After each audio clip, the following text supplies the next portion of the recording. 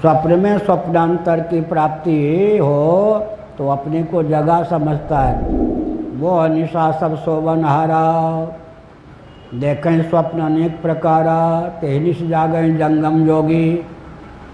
ये सब के सब मोह निशा में जगे हुए हैं, नहीं सोए हुए हैं। मोह रूपी रात्रि में सब सोए हुए हैं। कैसे कहते हो? ये तो जागृत में भी हैं, स्वप्न में भी हैं, सुषुप्ति में भी हैं, कभी कभी स्वप्न भी आता है। इस समय तो जगे हुए हैं। स्वप्न में जगने के समान संसारी व्यक्तियों का जगना है। स्वप्न में जगना स्वप्नांतर है या जागरण? स्वप्न में कोई जगे तो भी स्वप्नांतर है या नहीं? तुलसीदास जी ने कहा मोह निशा सब सोवन हारा।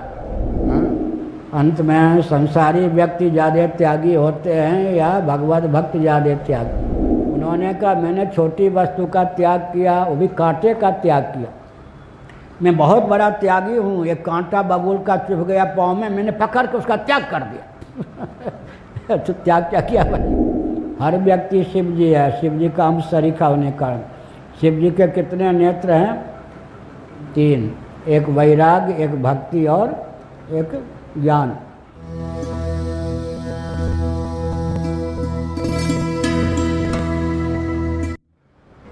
मन्यते स्वप्न उत्थितः,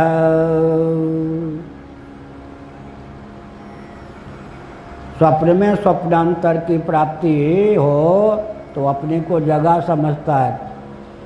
तुलसीदास जी ने क्या किया? या निशा सर्वभूतानाम गीता के दूसरे अध्याय में जो श्री कृष्ण का वचन है अपने शब्दों में अनुवाद किया। मोह निशा सब सोवन हारा, देखें स्वप्न अनेक प्रकारा, तेहनिश जागें जंगम जोगी। ये सब के सब मोह निशा में जगे हुए हैं, नहीं सोए हुए हैं। मोह रूपी रात्रि में सब सोए हुए हैं। कैसे कहते हो? ये तो जागृत में भी हैं, स्वप्न में भी हैं, सुषुप्ति में भी हैं, कभी कभी स्वप्न भी आता है। इस समय तो जगे हुए हैं। स्वप्न में जगने के समान संसारी व्यक्तियों का जगना है। स्वप्न में जगना स्वप्नांतर है या जागरण? स्वप्न में कोई जगे तो भी स्वप्नांतर है या नहीं? तुलसीदास जी ने कहा मोह निशा सब सोवन हारा। बड़ी विकट बात। एक बार एक निर्मल नामक सागरमल उनके घर का नाम था, वैश्य कुलभूषण हमारे साथ पदयात्रा में थे।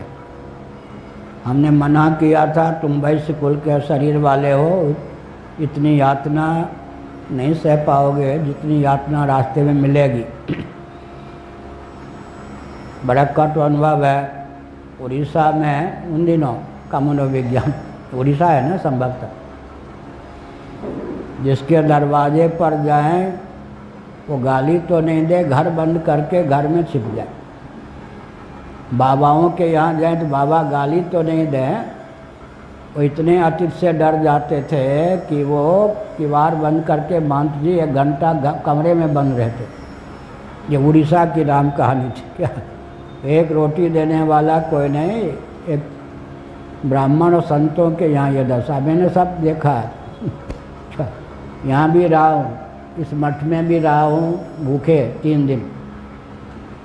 जीयर स्वामी मठ में गया तो कुत्ते की तरह से भगा दिया गया, गाली देकर। उस समय के जो मंत्र थे, मैंने सब अनुभव है बहुत बढ़िया।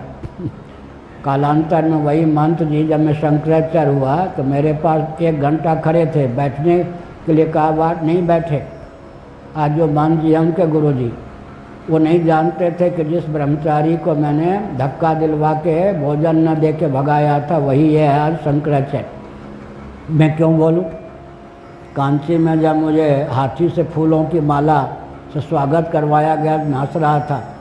जब मैं पैदल चल रहा था तो धक्का दिया गया था। भोजन की तो बातें कौन क्या समझ गए ना? इसका मतलब उत्तर प्रदेश में तो प्रायः भूखे रहने का अवसर नहीं मिलता था। कोई न कोई यात्री भी देख करके कहाँ जा रहे हैं आप लोग, कहाँ से आ रहे हैं, चलिए चलिए हमारे दरवाजे पर। उन दिनों ब्रह्मचारी थे, हमारे घर का भोजन न करें तो बना के पाइए। उत्तर प्रदेश में उदारता देखी, भूखे रहने का अवसर नहीं मिला। यहाँ 2-2 दिन तक भूखे रहने का उड़ीसा में अवसर मिला। और आंध्र में गया, बुरा मत मानिएगा कोई, पो भग भग, कहीं कहीं कुत्ता भी छोड़ दें, कहीं कहीं आग लगा, आग शरीर को जलाने के लिए दौड़ पड़े, कहीं लाठी लेकर दौड़ पड़े। भोजन की तो क्या बात, गाली और डंडे से लोगों ने खबर ली, बड़ी विकट से बस। अब ब्राह्मण कुल का शरीर, परंपरा से तपस्वी कुल का शरीर, वो वैश्य कुल का जो व्यक्ति था उसके हृदय पर बुरा असर पड़ा। यहीं में रो पड़ा, समझे नहीं कहेंगे। लक्ष्मण कपाट यहाँ का व्यवस्थापक था, इतना सा उसने भात दिया, जबकि यहाँ इतना बड़ा 100 व्यक्ति भोजन कर सके, जगन्नाथ जी का प्रसाद आता था। मेरे आने पर वो काट लिया गया जगन्नाथ मंदिर से, मैं क्यों हाथ फैलाऊं। तो मैंने देखा कि यह वो कम से कम ये लखपति घर का, वैश्य घर का बालक है। हम तो अपने भूख से चिंतित तो थे, इतना सा चावल पर एक बाल निकल आया। उस बाल में एक लटका हुआ भात चावल था।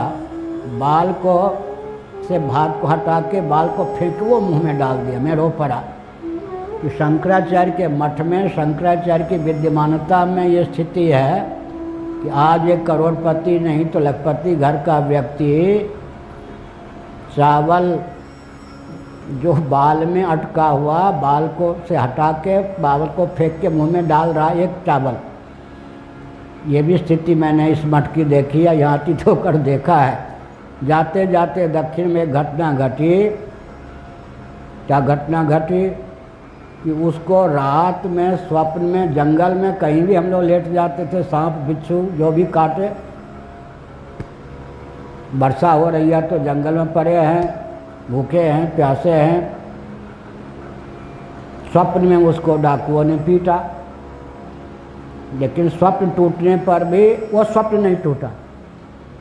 क्या 10-10 किलोमीटर, 20-20 किलोमीटर हम लोगों के साथ चले। आपको सुन के आश्चर्य हुआ, 10 दिन तक उसका स्वप्न नहीं टूटा, वो स्वप्न में ही चल रहा था। उसको इतना कष्ट हुआ था, डाकुओं ने जो स्वप्न पीटा, वो कहीं कहीं रो पड़े, चिल्ला पड़े।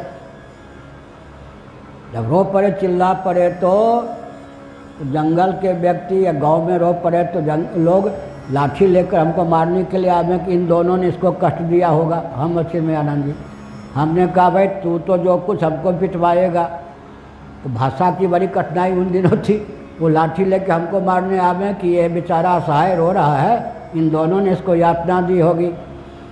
10 दिन तक यहाँ, इसलिए गाँव में जाना ही छोड़ दिया। भूखे रहो, पत्ती खा लो। पत्तियों में कौन पत्ती खावे, कौन जहर बन जाए क्या पता। भूखे प्यासे ये सब चलते चलते 10वें दिन उसका स्वप्न टूटा। तो कम से कम 500 किलोमीटर मान लीजिए चलने के बाद, तब उसने कहा कि स्वप्न में हमको बहुत पीटा गया। हमने कहा तुमको स्वप्न में पीटा गया, तुम्हारे कारण कई बार हम तो जाकर में पिटते पिटते बचे। ठीक है या नहीं? क्या अर्थ हुआ हो?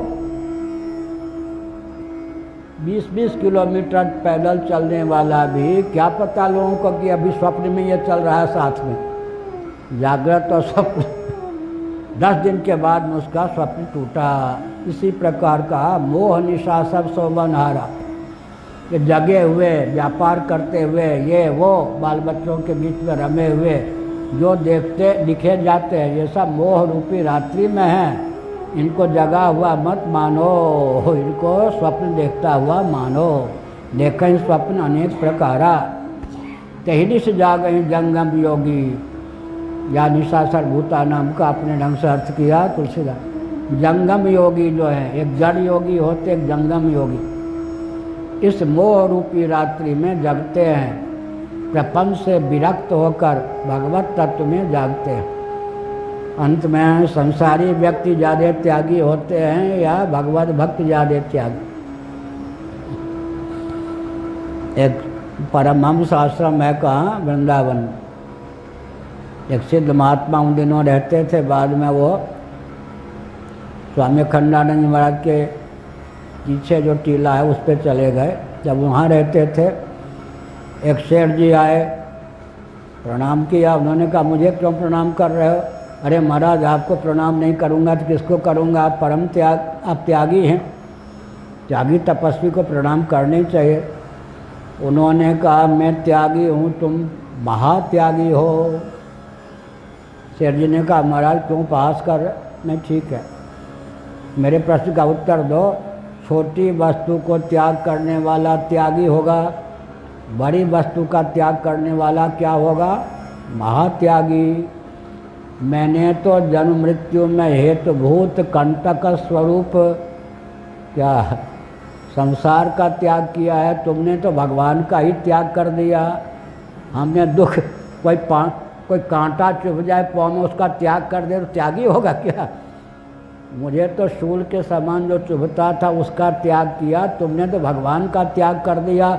मैं ही तुम्हें प्रणाम करता हूँ। अरे महात्यागी प्रणाम करता हूँ, बड़ी स्थिति खराब हो गई। उन्होंने कहा मैंने छोटी वस्तु का त्याग किया, वो भी कांटे का त्याग किया।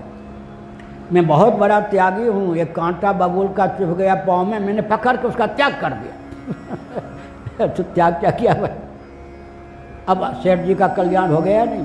बात तो ठीक कहते हैं, मैं महात्यागी इसलिए हो गया, जिसका त्याग नहीं करना चाहिए उसी का मैंने त्याग कर दिया, महात्यागी। इसलिए कहते ही जिस जागहि जंगम योगी, अनात्म प्रपंच से विरक्त भगवत तत्व में। इसीलिए क्या हुआ?